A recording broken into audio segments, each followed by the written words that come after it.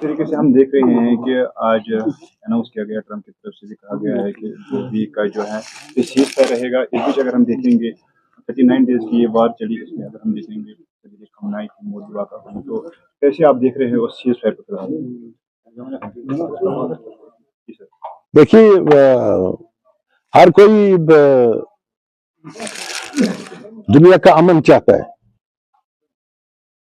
इसका जारिया इसराइल और अमेरिका है,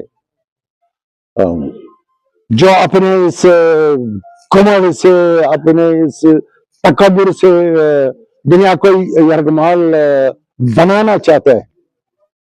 मगर खुदा का शुक्र है,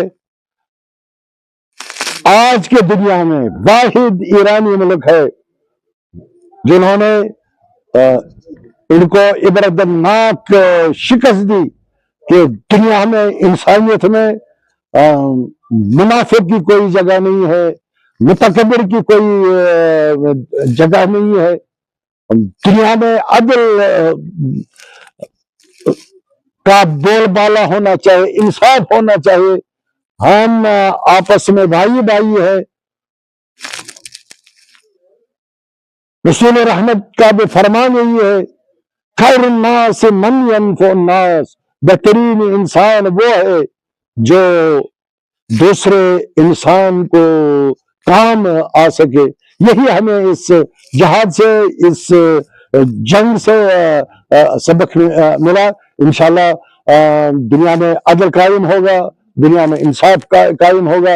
इस जंग से उसके लिए माहौल और जमीन तैयार की। सबकी तरफ से बार बार ये ट्वीट किए जा रहे हैं कि ईरान जो है नेगोशिएशंस के लिए बात कर रहा है, लेकिन वहाँ ईरान की तरफ से कहा जा रहा था कि हमने कोई सीज़फायर की मांग नहीं की, किसी नेगोशिएशन की बात नहीं की। लेकिन जब आज जो ये अनाउंस हुआ, तो क्या इस बार भरोसा जताया जा सकता है?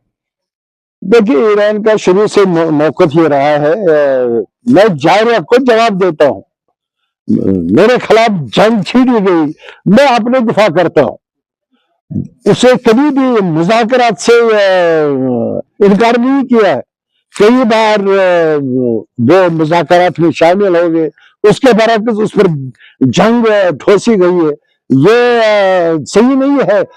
ईरान मुज़ाकरात के लिए तैयार नहीं है। सुलह हुदैबिया हमारे पास नमूने अमल है। कौन मुज़ाकरात से इनकार कर सकता है? यूएस का कहना है कि अगर हम देखेंगे जो स्ट्रेट ऑफ हॉर्मुज़ वो इससे पहले भी ओपन था, लेकिन अब जबकि जो सीज़फायर हुआ है, ट्रम्प कह रहा है कि स्ट्रेट ऑफ हॉर्मुज़ ओपन किया जाएगा, तो जंग लड़ी क्यों जा रही थी? ये आप ट्रम्प से पूछे ना, आपको क्या हुआ? आपने जायरियत की ईरान के साथ, उसने अपने दिफा में हुर्मुज़ बंद किया। उसके सिर्फ एक ही, इतना दूर उसका अमेरिका था, उसने निशाने बनाए उसके आगे और हुर्मुज़ बंद किया अपने दिफा में। वो ये हक रखता है।